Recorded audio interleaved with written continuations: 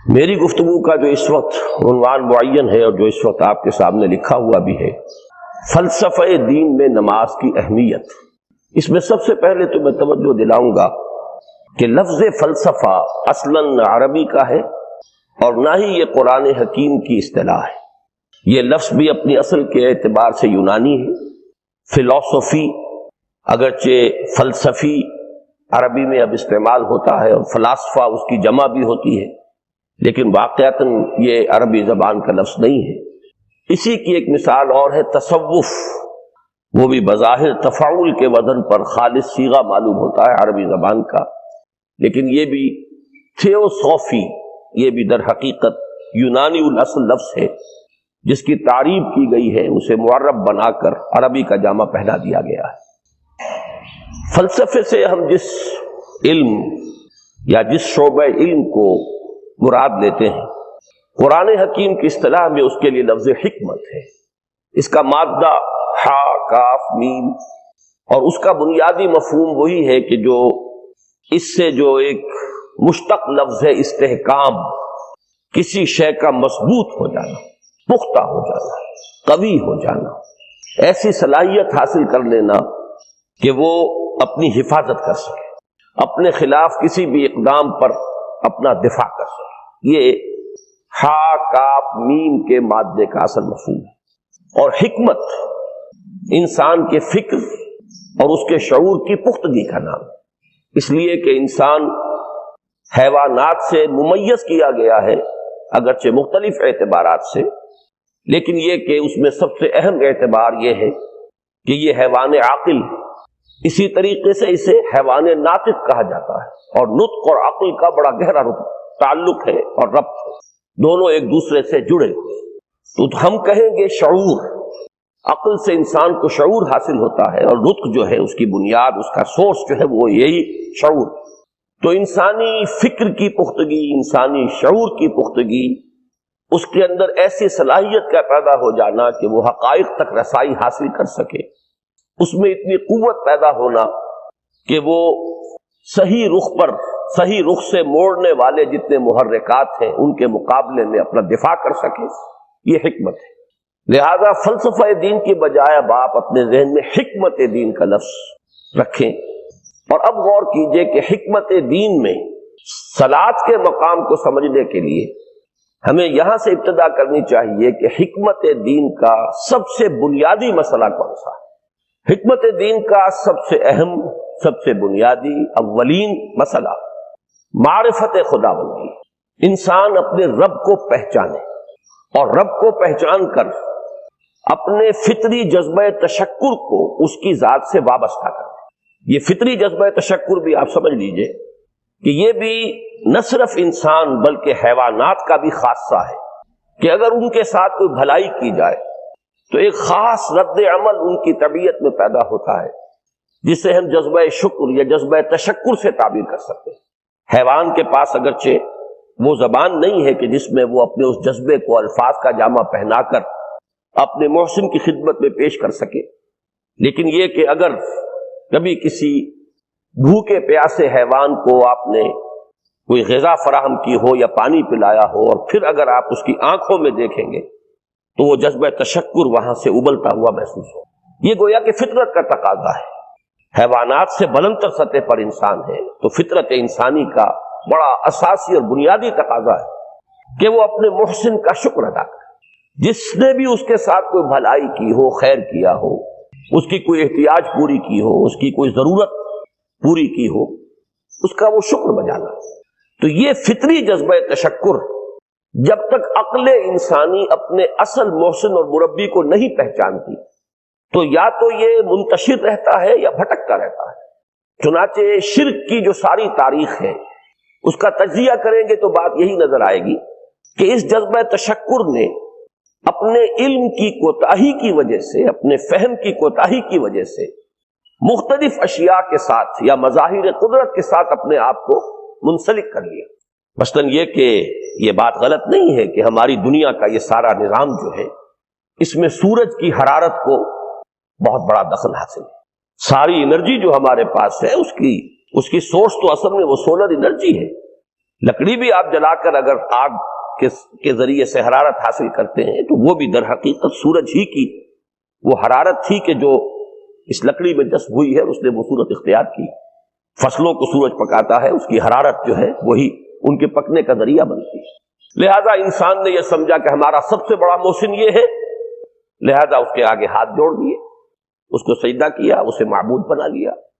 اسی پر آپ قیاس کرتے چلے جائیے، جس جس چیز کے بارے میں احساس ہوا کہ اس کے ساتھ ہماری کوئی بھلائی وابستہ ہے، یہ ہمارے لیے کسی خیر کا ذریعہ ہے، اس کے سامنے انسان جھک گیا اور اس کے اظہار تشکر کے لیے اس نے مراسم عبودیت ایجاد کر دی۔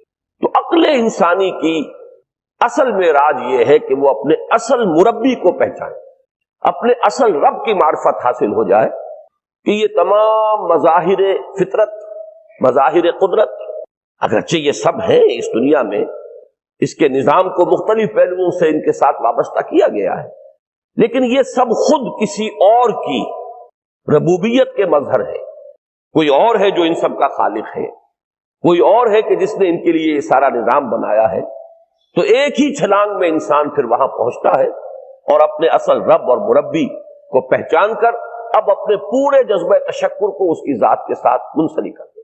یہ میں نے خلاصہ عرض کیا آپ کے سامنے سورہ لقمان کے دوسرے رکوع کی اس پہلی آیت کا، جس میں اللہ تعالیٰ نے حضرت لقمان کے حوالے سے حکمت اور حکمت کا جو منطقی اور لازمی نتیجہ ہے، دونوں چیزوں کو بیان کر دیا۔ وَلَقَدْ آتَيْنَا لُقْمَانَ الْحِكْمَةَ أَنِ اشْكُرْ لِلَّهِ، ہم نے لقمان کو حکمت عطا کی کہ کر شکر اللہ کا۔ فطرت سلیمہ کا تقاضا شکر، محسن کے لیے مربی کے لیے، اور عقل کی معراج اپنے اصل محسن اور مربی کو پہچان لینا، اسی کا نام حکمت ہے۔ حکمت عقل صحیح اور فطرت سلیمہ کے امتزاج سے وجود میں آتی ہے، جس کا نتیجہ شکر رب ہے یا معرفت رب۔ تو یوں سمجھیے کہ حکمت دین کا اساسی مسئلہ یہ، باقی سارے مسائل اب یہیں سے آگے چلیں گے۔ اس کے لیے یہ بات اگر آپ نے منتخب نصاب کے وہ اسباق پڑھ لیے ہوں تو یہ چیزیں سامنے آ چکی ہوں گی کہ اس کے لیے قرآن کا اسلوب یہ ہے کہ آیات کے حوالے سے انسان کے اندر معرفت رب کو جگایا جاتا ہے۔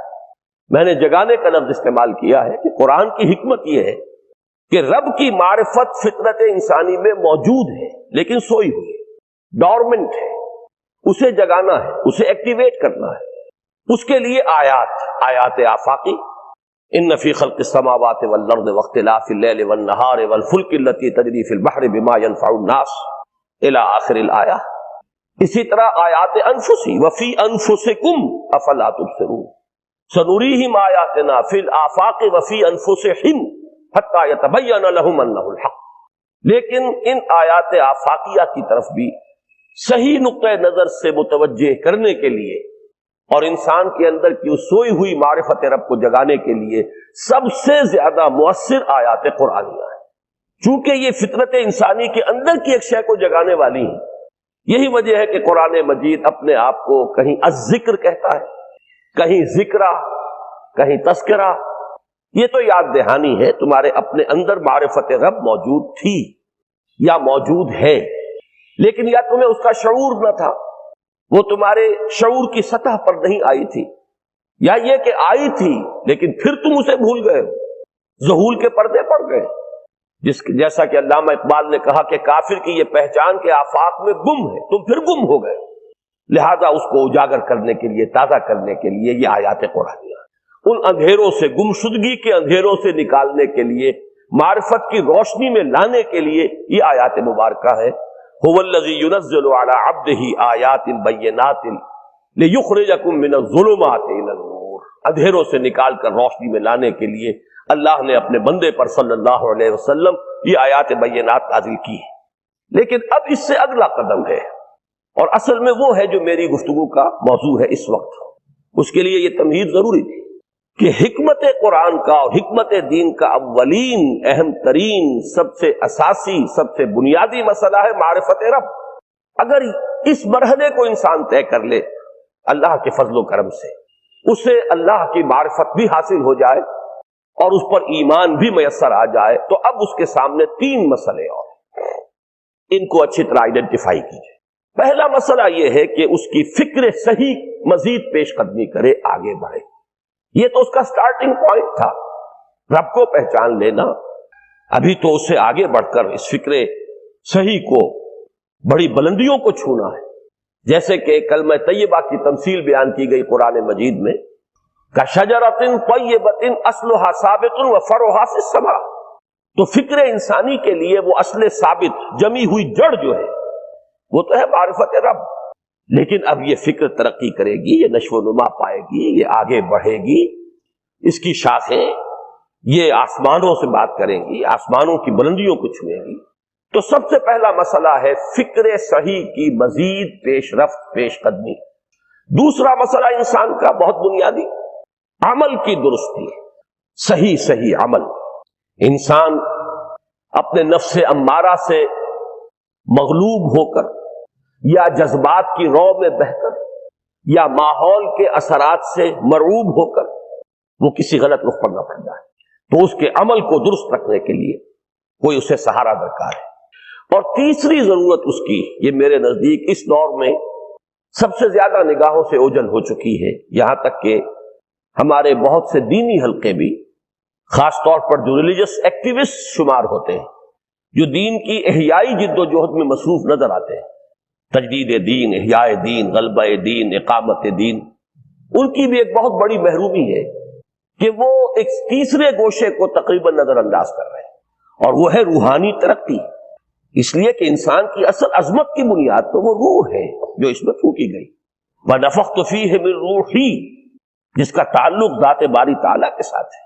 کم سے کم یہ تو ہر شخص مانے گا، کوئی بڑے سے بڑا ریشنلسٹ اور روحانیت کا منکر شخص وہ بھی یہ تو ماننے پر مجبور ہے کہ اللہ تعالیٰ نے اس کی جو نسبت اپنی طرف فرمائی ہے روحی، اس میں در حقیقت انسانی روح کی عظمت اور اس کی شرافت، اس کی بلندی اور اس کی بزرگی کی طرف اشارہ ہے. بہرحال اس کی ترقی، فکر صحیح کی ترقی. نمبر 2، عمل کی درستی، اس میں افراط و تفریط نہ ہو، اس میں انسان نفس امارہ سے مغلوب ہو کر یا جذبات کی رو میں بہہ کر یا ماحول کے اثرات سے متاثر ہو کر کوئی غلط اور غیر متوازن راستہ اختیار نہ کر لے. اور نمبر 3، روحانی ترقی.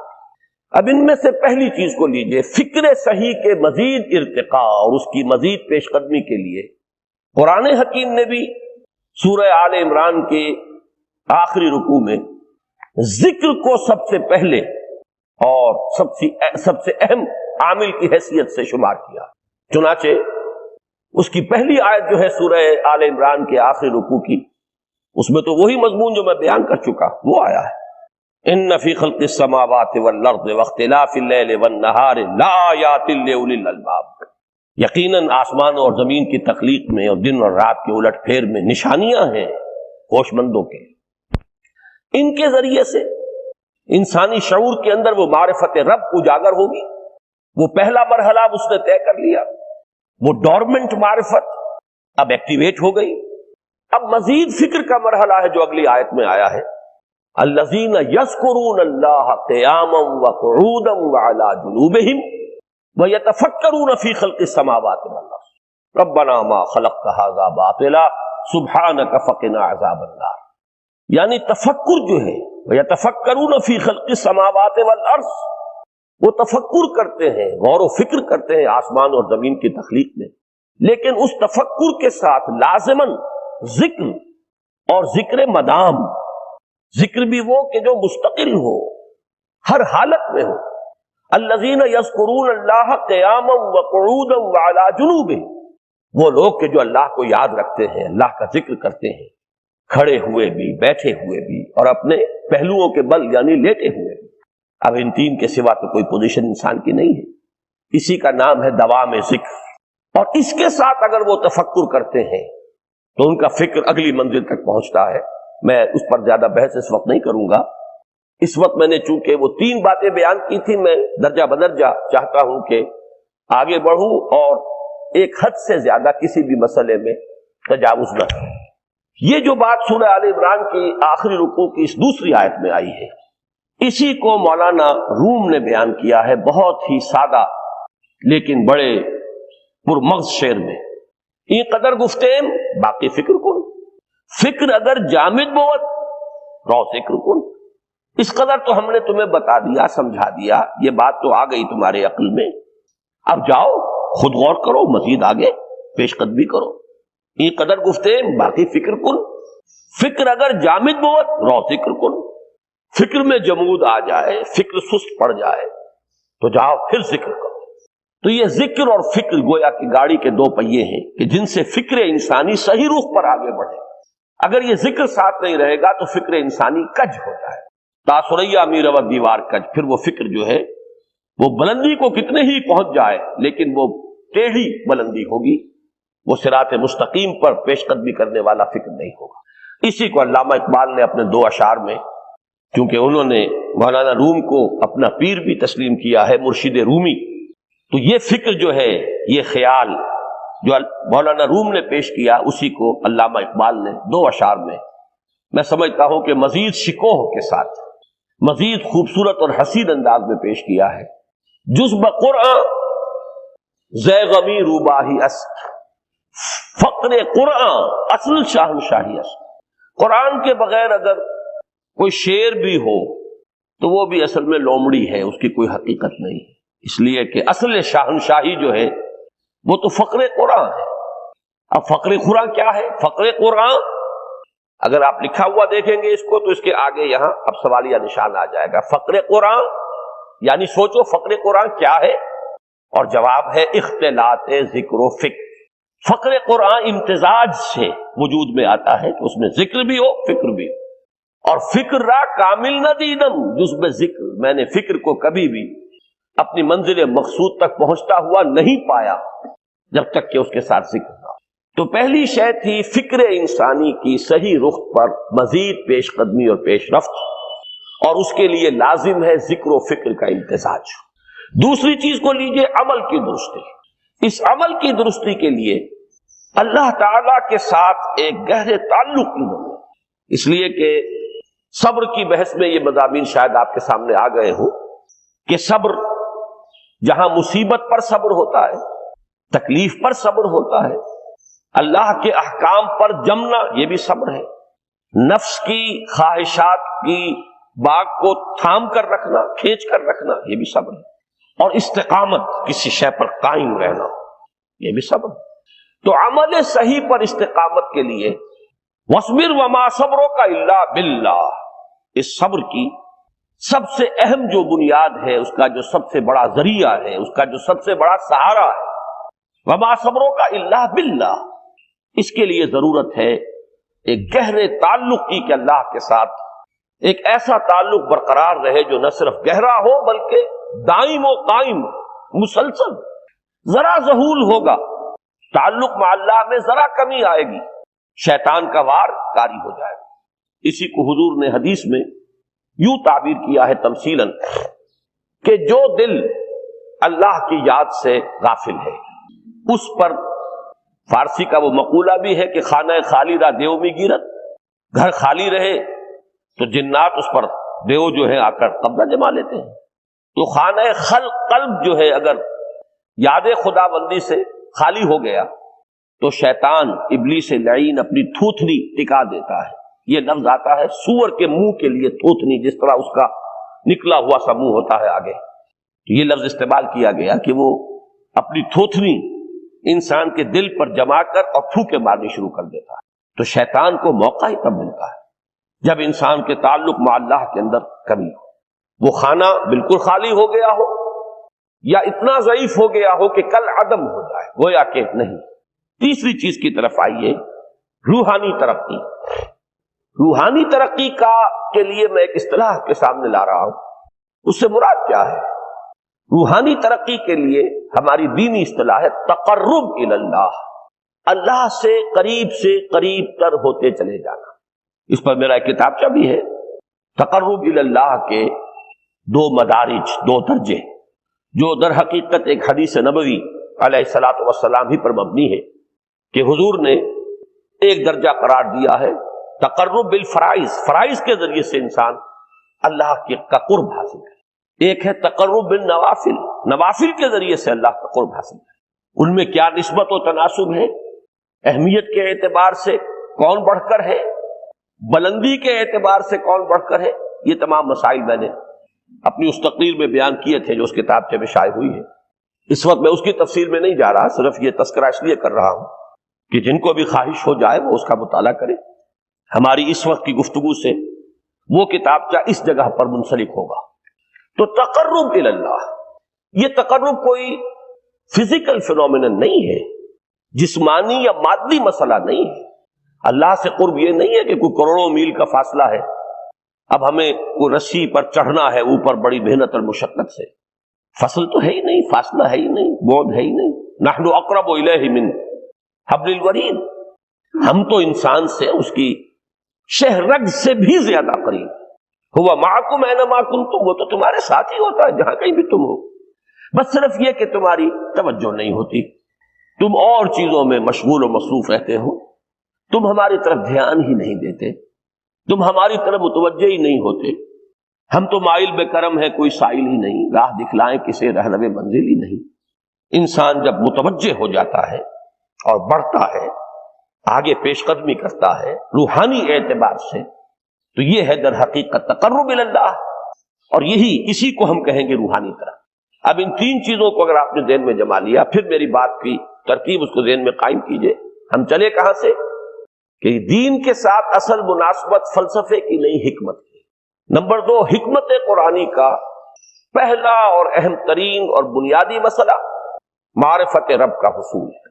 اس کا نتیجہ شکر خدا بندی، اس کا ذریعہ آیات آفاقی، آیات انفسی، اور سب سے بڑھ کر آیات قرآنیہ جو الذکر، جو تذکرہ ہے، جو ذکر ہے۔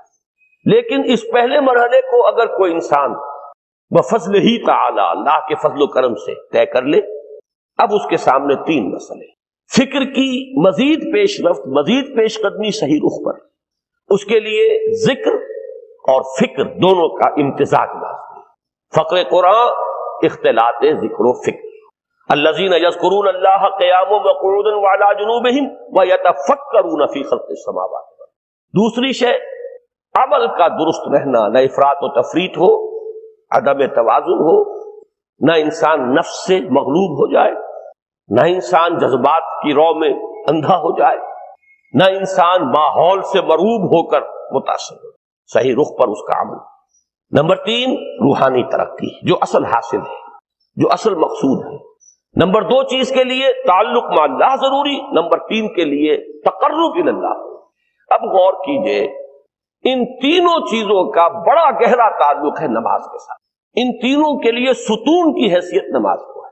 لہذا ایمان کے بعد یا معرفت رب کے بعد حکمت دین کا اہم ترین مسئلہ نماز، صلاۃ، اس لیے کہ ایک طرف یہ انسان کو اللہ کے ساتھ ایک گہرے تعلق کا ذریعہ فراہم کرتی ہے، اپنے تمام مصروفیات میں سے، ان مشغولیتوں میں جن میں گم ہونے کا خدشہ ہوتا ہے، نکلو۔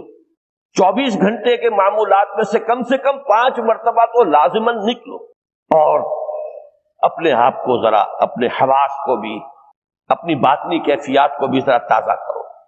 اگر کوئی گندگی، نجاست، کسی طرح کی ناپاکی کا کوئی معاملہ ہے، طہارت حاصل کرو۔